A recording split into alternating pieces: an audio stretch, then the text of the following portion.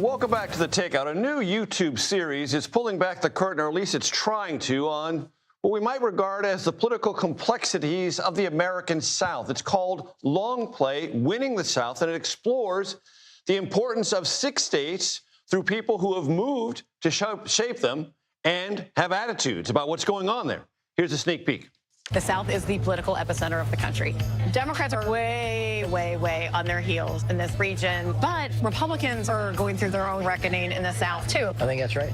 It's the fastest growing region in every age group. That's because we're just more fun than everybody else in the country. Joining me now, one of the show's co-hosts, former New Orleans Mayor Mitch Landrieu. He's also former Lieutenant Governor of Louisiana and a former senior advisor to President Biden. A lot of formers there.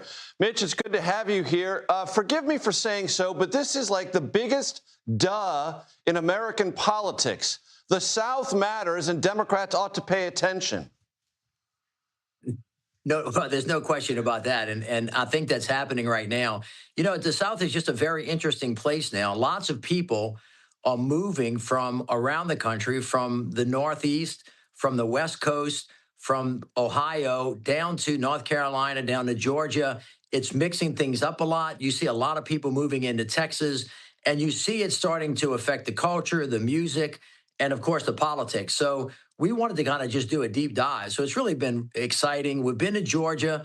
We've been in North Carolina. I was just in Texas with Tallarico on the border in Laredo.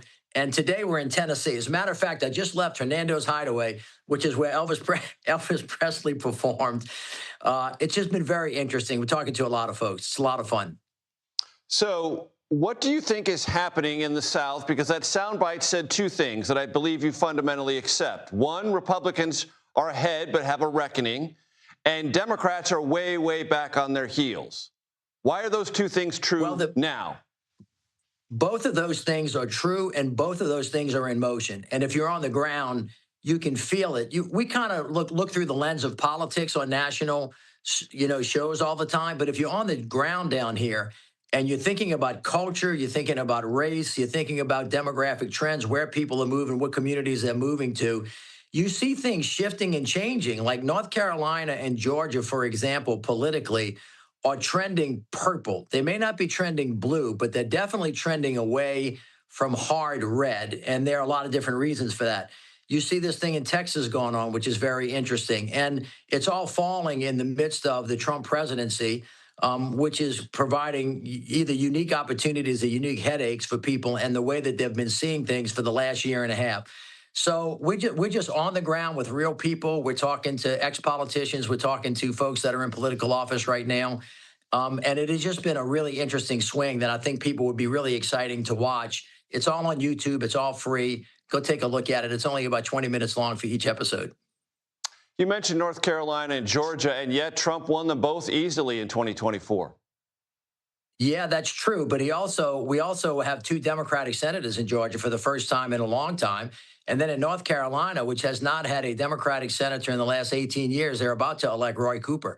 And so you see that swinging. Also, what's really weird is in some of the southern states, North Carolina particularly, even though the Republicans have won the presidency and the Senate races, Democrats are winning some of the down ballot races, governors and attorney generals. North Carolina particularly shows that. In Texas, you have people that are really starting to warm up to the Tallarico candidacy against Ken Paxton. It may be because this is a unique time. It may be because of who the 2 candidates are.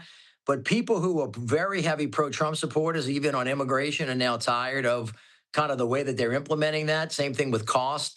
So, who knows? I mean, it's just a very interesting time, but things are very fluid down here.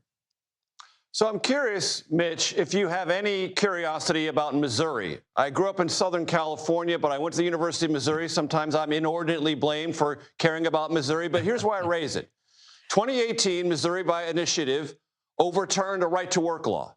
In 2020, it expanded Medicaid, also through initiative. In 2024, also through initiative, it created abortion rights, all while electing Republicans nationwide. Something is interesting in Missouri that is unusual that you don't see in some of those southern states you're fascinated with.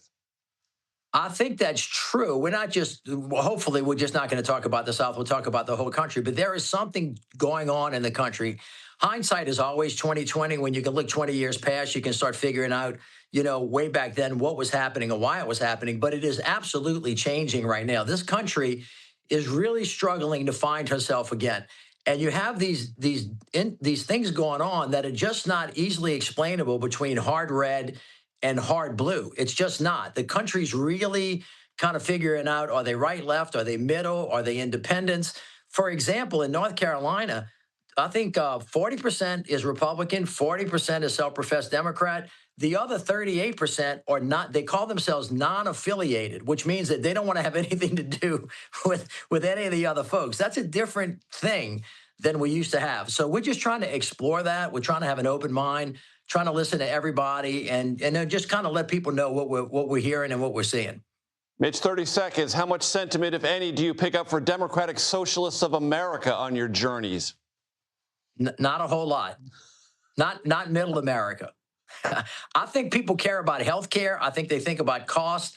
I think they think about education. I think they want their kids to have a better life than they had. All the candidates who are talking about that are the people who are going to win in this upcoming election cycle. And I think that's going to kind of push into 2028. And then, of course, into 2030, because of the Calais decision, that reapportionment thing is going to change everything. We don't fully understand that yet because people haven't seen it, but that's going to be a cataclysmic event for politics in the country.